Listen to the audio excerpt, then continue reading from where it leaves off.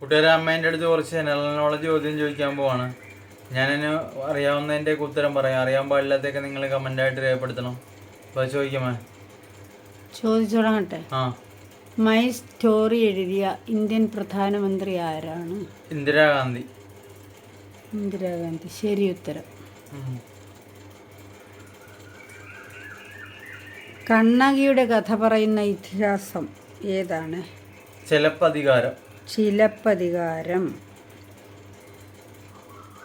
ഏഷ്യയിലെ ശരിയല്ലേ? ശരിയാണ്. ഏഷ്യയിലെ ഏറ്റവും വലിയ നാവിക അക്കാദമി ഏതാണ്?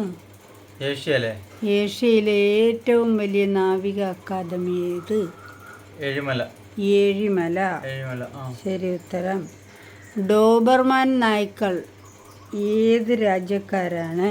ജർമ്മനി. ശരിയാണ്.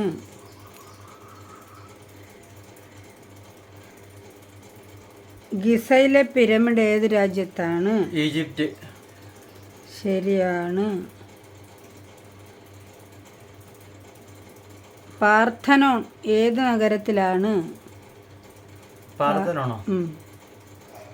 പാർഥനോൺ ഏത് നഗരത്തിലാണെന്ന് അറിയത്തില്ല. ഏഥൻസ് നഗരത്തിലാണത്. ഏഥൻസ് പറഞ്ഞേ. ഏഥൻസ് നഗരത്തിൽ.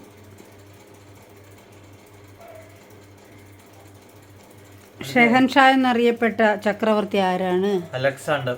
ശരി ഉത്തരം. അലക്സാണ്ടർ ചക്രവർത്തി. പിന്നെ ചോദിക്കണേ.